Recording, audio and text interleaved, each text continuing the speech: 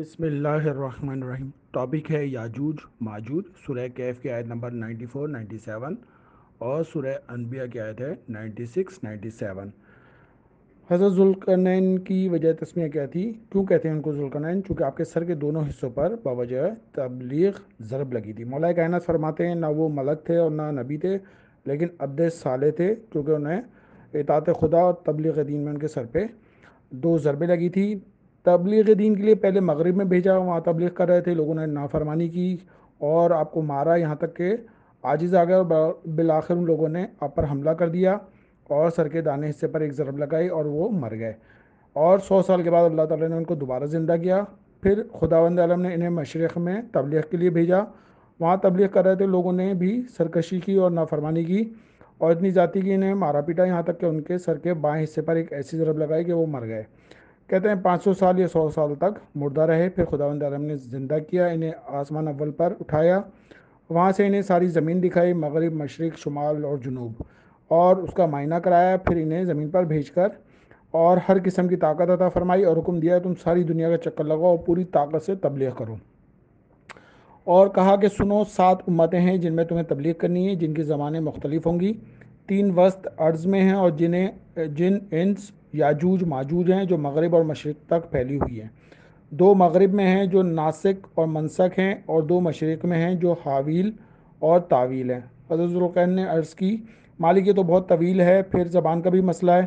ارشاد ہوا کہ ہم نے تمہیں ہر چیز کی قدرت دے دی ہے، بے فکر ہو کر کام کرو۔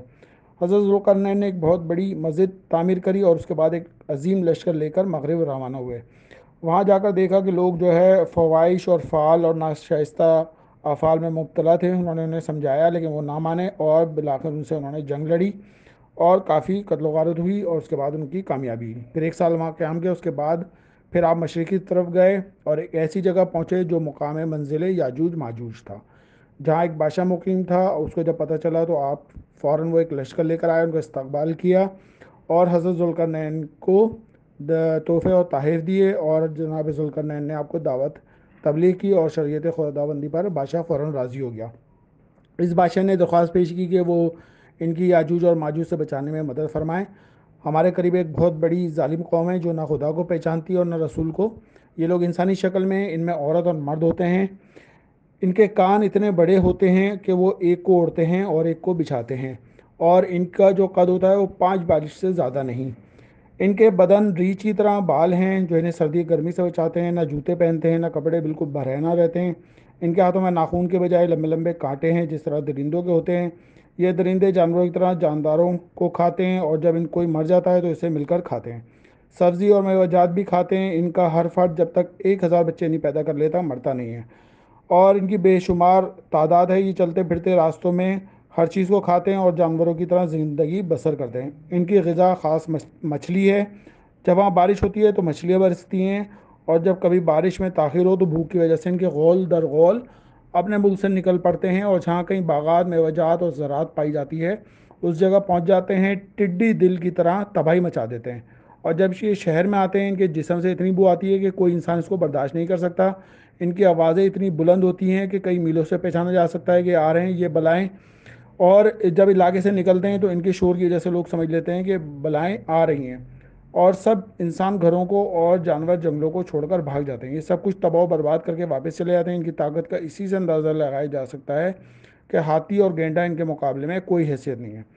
حضور والا یہ نبی سے بتا رہے ہیں اور آپ ان کی اس طرف آنے کا راستہ بند کر دیجئے، اور یہ 2 پہاڑوں کے درمیان ایسا بلند بنا دیجئے کہ راستہ بند ہو جائے، اور اس منصوبے میں جو کچھ خرچ ہوگا ہم چندہ کر کے لگائیں گے۔ جناب ذوالقرنین نے یہ ساری داستان غم سننے کے بعد کہا میرے پروردگار نے خرچ کی جو قدرت مجھے دیے رکھی ہے وہ تمہارے چندے سے کہیں بہتر ہے۔ مال کی ضرورت نہیں، تم مجھے فقط قوت سے مدد دو، میں تمہارے اور ان کے درمیان ایک روک بنا دوں۔ اچھا تو تم مجھے لوہے کی سیلیں لا دو۔ انہوں نے کہا ہمیں اس قدر لوہا نہیں ہے، تو نبی نے کہا ہم اتنا لوہا آپ کو فراہم کرتے ہیں، اس کی جگہ بتا سکتے ہیں۔ انہوں نے کہا ہم اسے کس طرح کاٹ سکتے ہیں؟ حضرت ذوالقرنین نے کہا میں تمہیں لوہے اور تانبے کی کانیں بتاتا ہوں، وہاں سے لوہا اور تانبا کاٹ کر لاؤ۔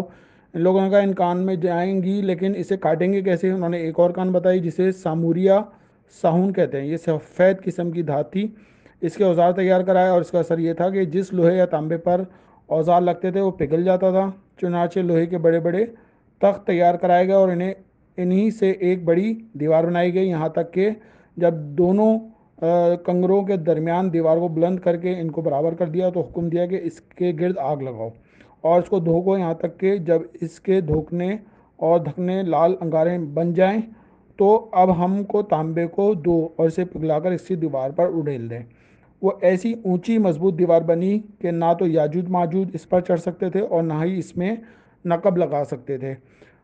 وہ 150 فرسخ لمبی اور 50 فرسخ چوڑی تھی، اور بعض کہتے ہیں کہ اس کی لمبائی 3 میل اور چوڑائی جو ہے 1 میل تھی۔ یہ دیوار اسی طرح قیامت تک قائم رہے گی، یہاں تک کہ حضرت حجت علیہ السلام کا ظہور ہوگا۔ اور ایک بات یہ کہی جاتی ہے کہ علامات قیامت میں سے اور ایک علامت یاجوج ماجوج کا برآمد ہونا ہے۔